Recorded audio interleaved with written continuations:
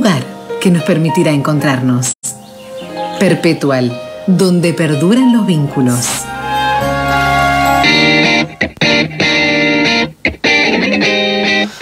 Bueno, vamos a ocuparnos de lo que está sucediendo en Brasil, que no ha terminado, pero que está dando Brasil.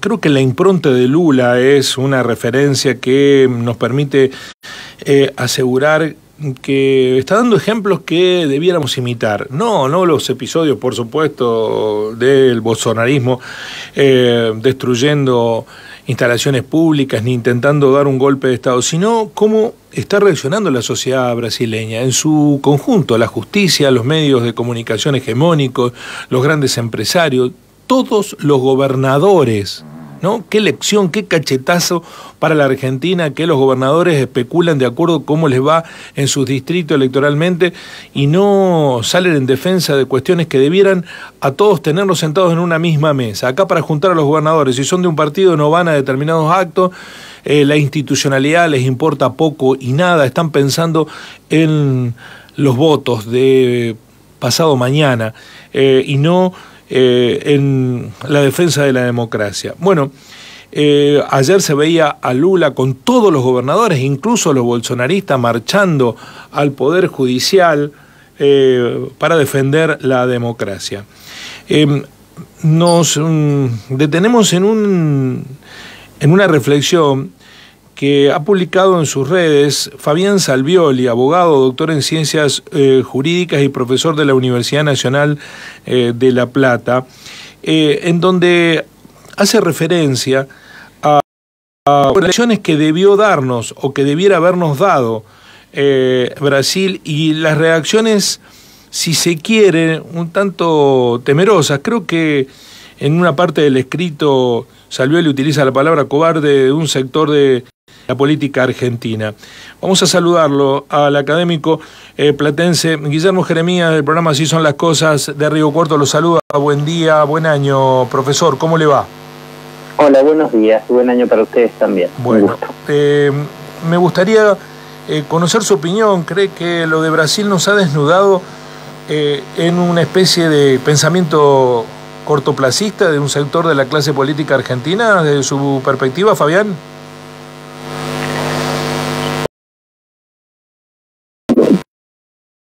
Usted sabe que mi post no se refería exactamente a eso, digamos, pero sí creo que hay una reacción, al menos en el plano institucional de Brasil, que es muy sana, especialmente la reacción inmediata del Poder Judicial frente a los hechos que han sucedido, y también luego de todo el espectro político, digamos,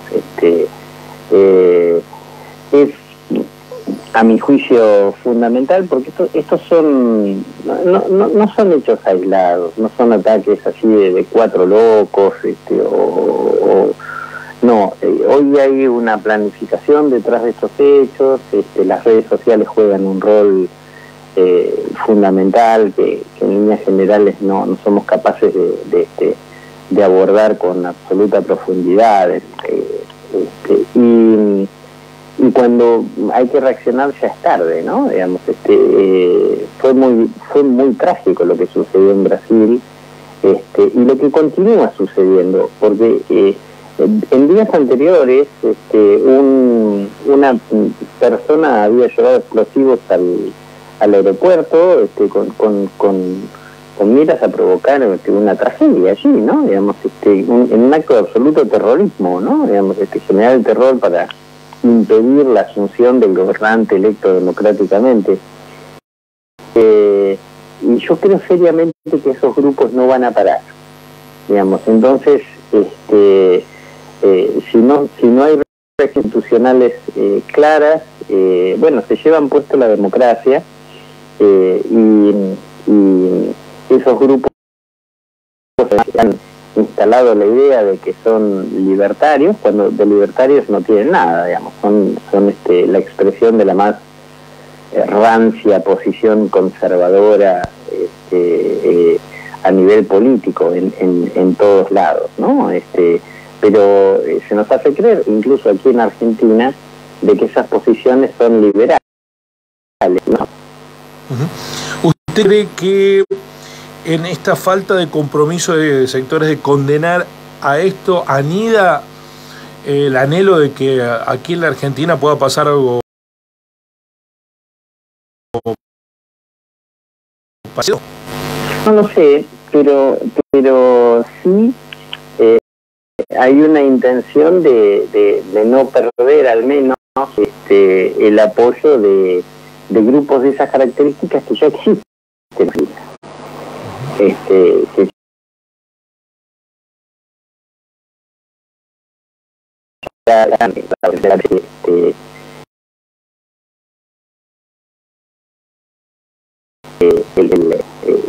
el vínculo de la zona contra la vicepresidenta de la Nación, con la Revolución Federal, digamos, el grupo llamado Revolución Federal, es evidente, digamos, ese vínculo es evidente, y ese grupo es en un microespacio lo que es el bolsonarismo a nivel global, ¿verdad? Las demostraciones de esos grupos en Plaza de Mayo y demás han sido, me parece, lo suficientemente violentas como para que nadie se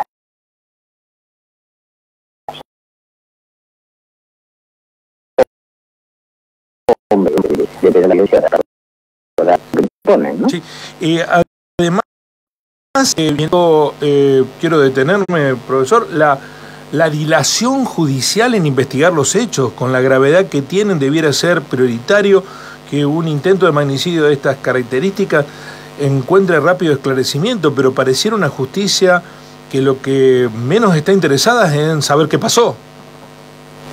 Sí, digamos, yo creo que hay un gran descrédito de todos los poderes del Estado. Y ese es otro serio problema. Y es un descrédito que además los poderes del Estado se lo han ganado a pulso. Y me refiero a todos los poderes, el legislativo y también el ejecutivo. Y ese es otro problema porque ahí precisamente se cuece a fuego lento el apoyo, ¿no? Digamos, casi nunca se busca más institucionalidad, sino lo contrario. Lo que dice usted en relación al Poder Judicial, yo creo que es cierto, es absolutamente cierto. El Poder Judicial en nuestro país está absolutamente desacreditado. Ahora bien, está absolutamente desacreditado por culpa de toda la dirigencia política. Porque toda la dirigencia política de los distintos sectores, de los distintos partidos políticos, son quienes han instalado este Poder Judicial, bajo una lógica que por supuesto ha sido muy perversa, digamos, y nadie está en condiciones de tirar la primera piedra, lamentablemente, sobre esa situación. Mire, hay un ejemplo muy claro. En Argentina no se ha nombrado todavía defensor del pueblo. El defensor del pueblo es una instancia, es una figura de la Constitución Nacional. Hace 13 años que no se nombra defensor del pueblo. Y no se nombra defensor del pueblo porque ni tirios ni troyanos están dispuestos a salir de la lógica confrontativa y proponer nombres que superen y que conformen a ambas partes. Y esto es muy importante porque quien ejerce la defensoría del pueblo tiene que ser defensor del pueblo, no de una facción política, aunque sea la de gobierno o aunque sea la de la oposición. Y no me diga usted que en el país no hay al menos 150 figuras lo suficientemente sólidas como para llegar a ese lugar. Pero no hay estamos en una lógica muy tóxica, y creo que es un error indicar como responsable de esa lógica muy tóxica solamente a algún sector, ¿no? Bueno, de hecho, fracasó una sesión parlamentaria en donde se iban a crear universidades públicas, ¿no? Sí, eso es un espanto. Claro, incluso impulsada por algunos de los que se ausentaron. Promovieron la ley para crearlas y en vez de pensar en el futuro, pensaron, no, ahora me conviene no, porque le quiero hacer daño a la otra parte, no importa quién fuera. Sí. ¿no? Es muy difícil, porque estamos hablando de la creación de una universidad pública, ¿no? Si no nos ponemos de acuerdo con eso, ¿qué se puede esperar para condenar atentados, no? Sí, claro, y lo que sucede es que la sociedad está adormecida frente a esa cuestión, no, digamos, y no hay reacciones, no hay reacciones institucionales. Yo sinceramente estoy muy preocupado en ese sentido. Tenemos un bajo nivel de calidad democrática, en buena medida porque se ha perdido el ejercicio de razonar. Hoy tan instalado, al cual se alimenta tanto desde medios de comunicación, redes sociales, etcétera, etcétera, que cuando usted intenta debatir de manera racional y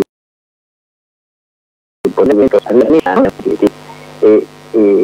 no, esos argumentos no penetran, no hay manera, porque la gente prefiere escuchar lo que cree que es, en lugar de tomar lo que la otra persona dice y ver cuánto de verdad o de razón puede haber en esa posición. Digamos, esto que estamos teniendo usted y yo, que es un diálogo donde usted esboza un determinado punto de vista y yo soy capaz de decirle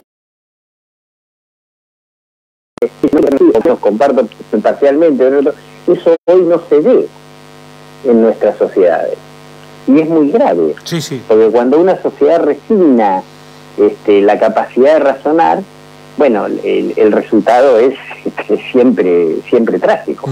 Sí, yo no quiero cargar las tintas como responsable de esto a la ciudadana de a pie, que tiene verdaderamente otros asuntos que atender, aunque debiera también ocuparse de eso, porque tarde o temprano lo termina perjudicando. Pero a mí lo que más me preocupa es que ese nivel de no razonar, de pérdida de razón, que usted argumenta con mucho fundamento, esté también en determinados sectores referentes de la clase política que son ejemplos en los que se miran y se espejan con determinadas ideologías de los ciudadanos, ¿no? Porque uno ve que en algunos casos esos dirigentes son los que han perdido la capacidad de razonar, que debieran ser el ejemplo. Cito una situación que se dio esta semana, pero podría citarla de otros lugares. Patricia Bullrich dijo primero que el bolsonarismo había copiado a la derecha argentina. Eso lo dijo públicamente. Y después acusó a Alberto Fernández de ser el Bolsonaro argentino. Bueno, entonces ahí que no hay argumentos que sean viables. Hay bueno, una cuestión. Está bien, pero esos son juegos políticos, en fin, y a mí, a ver, a mí me parece que los hechos son, me parece, lo suficientemente contundentes. No soy yo quien dice que Macri es aliado de Bolsonaro, es el propio Macri el que ha dicho eso. Entonces independientemente, ¿no?, de que tampoco a mí me gusta englobar a todo el PRO detrás de eso, ¿no?, digamos, pero el alineamiento de Macri con Bolsonaro ha sido histórico, ha sido público, ha sido declarado tanto por Bolsonaro como por Macri, etcétera, etcétera. Así yo creo que intentar vincular a Bolsonaro con el actual presidente de la República es algo sinceramente muy forzado, ¿no? Profesor, estamos dialogando con el abogado, doctor en Ciencias Jurídicas, Fabián Savioli. En esta descripción que acaba de realizar de los órdenes de institucionalidad perdido, ¿qué salida le ve a usted? ¿Qué preocupación debiéramos atender como cuerpo social frente al escenario que se nos viene? Bueno, yo como usted acaba de decir, creo que hay una gran responsabilidad en las dirigencias políticas. Y me parece que un elemento importante va por allí. Creo que hay que salir de la lógica del anti. A este país el anti le ha hecho muy mal. le ha hecho muy mal históricamente, ¿no? Digamos, el antiperonismo en su momento, en el 55, y demás, y también creo que es un error identificar, por ejemplo, al PRO y al radicalismo como lo mismo, o a todo el PRO como lo mismo, a todo el radicalismo como lo mismo, o lo peyorativo de decir la cámpora es malvada, o los K son tal contra la otra. Yo creo que esas miradas son favorecedoras de la situación que vivimos. A mí me parece que se necesita hoy como una refundación democrática, tomando de los distintos lugares en los que haya personas reales con vocación de servicio, digamos, una cuestión mucho más transversal, que permita ponerse de acuerdo fundamentalmente en cuestiones institucionales. Y de aquí en adelante trabajar para elegir, por ejemplo, en puestos relativos a la justicia, a personas realmente intachables y que no respondan a ninguno de los poderes políticos establecidos ni económicos, por supuesto. Pero para eso se necesita vocación, se necesita personas que sean hombres y mujeres de Estado, que efectivamente tengan esa vocación. Y es difícil hoy encontrar ese tipo de posicionamientos en líneas generales, porque lo que se mira es cuán afín me es tal persona, y entonces claro, eso no termina generando ninguna modificación, y el statu quo ya sabemos cómo es, digamos. Sinceramente, digamos, el tema de los chats que se han puesto a la luz este último tiempo debería generar un escándalo de todos los sectores políticos. O sea, es muy grave. Si efectivamente esos chats son ciertos, es muy grave, ¿no? Lo mismo de un juez de la corte pasando fin de año en Uruguay junto con un prófugo de la justicia argentina. Yo no tengo elemento para saber si es cierto que el juez Rosencrantz estuvo cenando con Pepín Rodríguez en Uruguay. Pero si esto fue así, debería escandalizar a todo el mundo.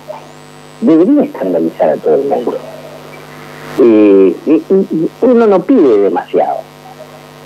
Y es independientemente de que con eso le estemos dando la razón a lo que dice o el gobierno o la oposición, o etcétera, ¿no? Digamos, digo, para hablar de una cosa del otro lado, bueno, el tema del vacunatorio VIP, ¿no? Digamos, durante la pandemia, bueno, muy grave. Esas cosas son muy graves, y deberían escandalizar a todo el mundo, y nadie debería buscar excusas, digamos, frente a ese tipo de situaciones. Frente a ese tipo de situaciones hay que plantarse y decir que no, independientemente de que quien haya cometido lo que ha cometido, me caiga más simpático o no. Eso es actitud de Estado, eso es lo que está faltando en nuestros países, y cuando falta eso en nuestros países, quienes cosechan son los Bolsonaro. Es muy claro, y en el bonus track del final le pido, ¿y qué rol están jugando los medios? Porque la agenda de la sociedad, no digo que sean definitorios, pero sí determinantes, el rol de los medios de comunicación, para qué tema pasa de largo y qué tema se detienen y machacan. Bueno, en nuestros países hace rato que no hay libertad de prensa, que lo que hay es libertad de empresa, que parece lo mismo pero que no es igual. Y en ese sentido la concentración de medios es siempre un problema, independientemente de a quiénes respondan esos medios, porque eso no no hace ni a pluralidad de la información ni a una sociedad democrática. Y hoy hay, me parece seriamente de que el periodismo en general está en crisis. Están en crisis valores éticos fundamentales. Y cuando uno no tiene libertad para publicar nada,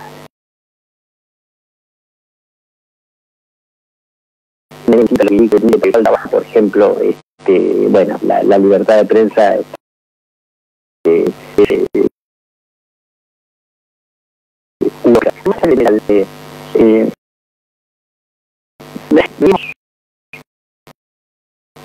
llevarnos también por el fenómeno de las redes sociales.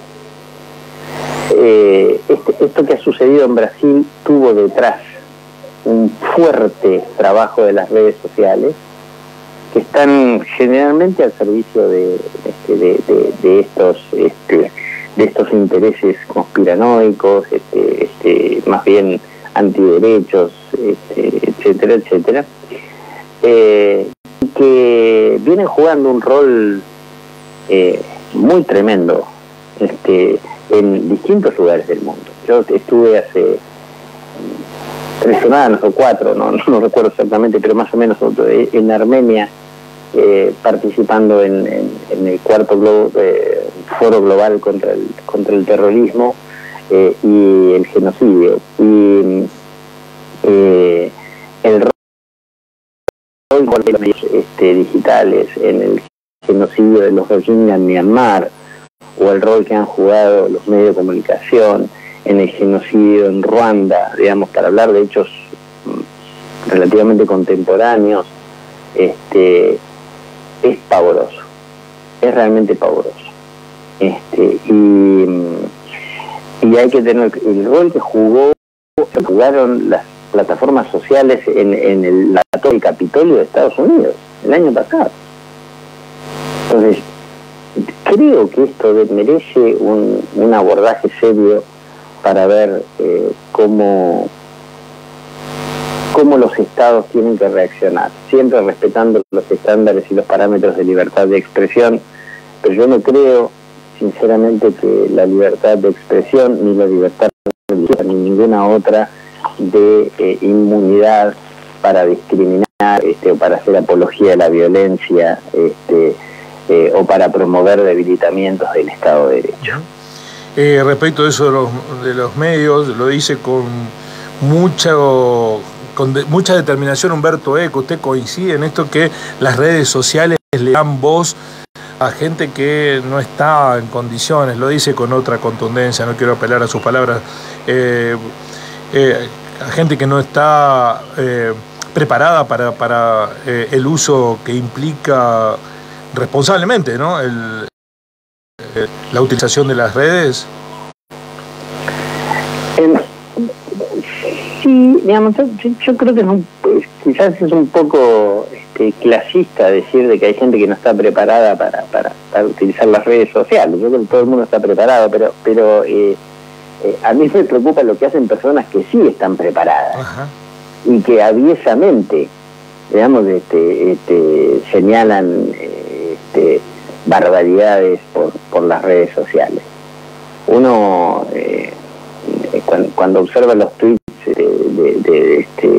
de Abascal, de Vox, en España, sí. En España, uno no puede decir que Abascal es una persona que no está preparada, pero su discurso es de una violencia, de una discriminación, que terminan además enlodando el discurso político. Usted observa hoy el Parlamento español, y el Parlamento español ha dejado de ser lo que era. Es un lugar donde la gente solo se insulta,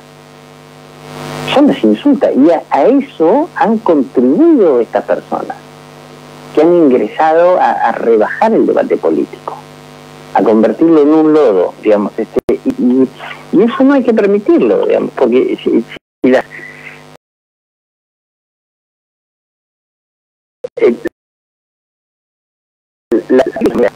resolver las cuestiones sociales, si no se resuelven a través de la política, se resuelven a través de la violencia.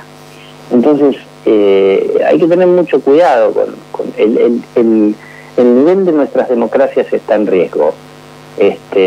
Y probablemente no nos estamos dando cuenta ni estamos reaccionando. Profesor Salvioli, un placer escucharlo y que nos ayude a pensar y reflexionar. Muy amable. Yo le agradezco a usted que a través del diálogo también me ayude a pensar y reflexionar. Le mando un abrazo. El profesor Fabián Salvioli, abogado, docente, doctor en ciencias jurídicas, docente en la Universidad de La Plata, una referencia que dejó frases que nos están dando vueltas. Necesita una refundación democrática. Creo que hay que salir de la lógica del anti. A este país históricamente le ha ido muy mal con el anti. Tenemos un bajo nivel de calidad democrática porque se ha perdido la capacidad de razonar. Se ha perdido la capacidad de razonar y la sociedad está adormecida por esta cuestión. Lo de Humberto Eco no es de este tiempo. Lo dijo en el año 2015. Por supuesto que desde aquel momento a nuestros días, ¿no? Han pasado casi 8 años, pero Eco había mencionado que las redes sociales le dan el derecho, estoy citando textual, de hablar a legiones de idiotas que primero hablaban solo en el bar después de un vaso de vino sin dañar a la comunidad. Ellos eran silenciados rápidamente y ahora tienen el mismo derecho a hablar que un premio Nobel. Es la invasión de los idiotas, comentó el premio Príncipe de Asturias en declaraciones tomadas por el diario La Estampa en junio de 2015. Bueno, no es que sea una verdad no discutible la de Humberto Eco, pero es cierto también que está pasando. Así son las cosas.